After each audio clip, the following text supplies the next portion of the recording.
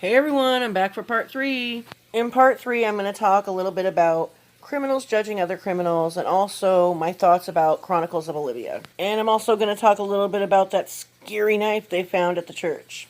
But first, for a couple minutes, I wanted to talk a little bit about the entitlement of these people and also how a lot of the stuff they're doing is kind of backwards and just doesn't make sense. Like, for example, calling their protest a peaceful protest, but then screaming things like, lock them up, lock them up. Like, I don't know if I'd call that peaceful. Another example is the Gabby Petito Brian Laundrie protest that they participated in, and they were saying, you know, it was a peaceful protest, but yet had signs that said no justice, no peace. That's literally the opposite. I also don't understand why they think that Dawn would come and talk to them or do an interview with them, you know, lock arms with them after they're screaming all those horrible things like at him. That doesn't make any sense. I also want to talk about something that I saw a few people saying, or I've seen a few people say over the last couple weeks, was that, you know, these criminals can judge these other criminals because they don't have missing children. That doesn't make any sense either. Because God forbid if they ever had something tragic happen in their family and they were blamed for it just because they have a criminal record. I get that certain crimes in someone's past could be relevant to a case they're involved in. I understand that. But the way they're reporting on it is, these people have a criminal past, that means they're bad people. Jonathan even went as far as to talk crap about Dawn absconding when I'm pretty sure, tell me if I'm wrong in the comments, I'm pretty sure that Jonathan had got locked up for skipping town. Anyways, I just wanted to add a little bit to my part 3 video. Now I'm going to play you the original clips from the original video. Now I want to talk about the hypocrisy and how crazy it is that these people have criminal records, but they're sitting in judgment of Dawn and Candace for having criminal records. It looks like it's your baby, not ours. You don't want any help. And you think you're going to call law enforcement and think they're going to protect you? You guys are the criminal, not us. Why did you come around? To be totally fair, Molly Golightly doesn't have an extensive record. She was arrested one time, and most of my subscribers know why, because there's a video of it on YouTube. I will put the link to that video in the description. She stole like $8 from a stripper or something like that. Anyhow, I think the charges were dropped on that.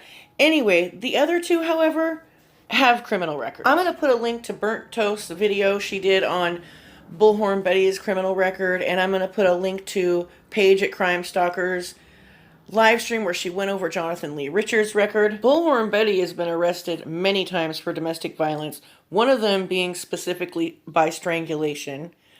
Jonathan, on the other hand, he did 10 years in federal prison because he was running some phishing scam. He was supposedly going to be in the Guinness Book of World Records for the record number of people he has sued. The list of people he has sued is ridiculous. He did all this from prison.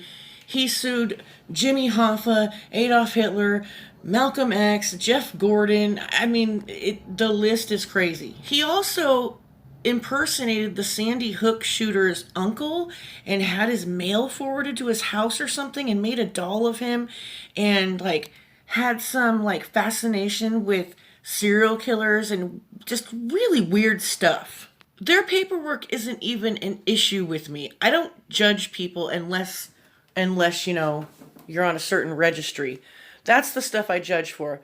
However, these people are saying they're criminals, they're bad people, they've been arrested before, they are horrible people. Can you imagine if you had an unfortunate thing happen in your family or some tragedy and people thought that you did it, and then they looked at your criminal record and were like, oh, must be guilty, horrible person. Yeah, I can't get down with that judgmental Karen crap. I really can't. Anyways, moving on. Now I want to get into the scary knife. The scary knife they found at church. I was going to clip the part from Chronicles of Olivia's video where they find the scary child's plastic knife at the church that the Wells family goes to, but it just wouldn't fit and my phone's a piece of crap. What I do have to say about it, though, is I don't care if they found a actual meat cleaver in front of the church. I don't care if they found a bloody switchblade. It would have zero relevance to the Summer Wells case. It's been 7 months since Summer disappeared. Did they really think that that plastic weapon had anything to do with her? Come on now. They better check themselves at the mother freaking brake shop. And I was also going to talk about how, you know, Molly Golightly pretended like Dawn showed up at the Airbnb, and then next morning she's in a hotel, you know, basically saying that she saw a white truck drive by and she thought it was him, which, you know, there's been a lot of good videos made on that and kind of showing that she was lying, which I already knew it was a total fake, over dramatic, for views type of thing. I will link a video or two of that in the description with the video that Chronicles of Olivia made about the scary knife with a timestamp. Before I close out of this video, though, I want to talk a little bit about Olivia. I feel like Olivia and her mom seem like really nice people, and I kind of hope that with all this footage that Olivia's getting of these people, that someday she'll just expose them. But I gotta take into account that she's right there next to them when they're doing all these vile and foul things. So maybe she's not so nice. I don't know.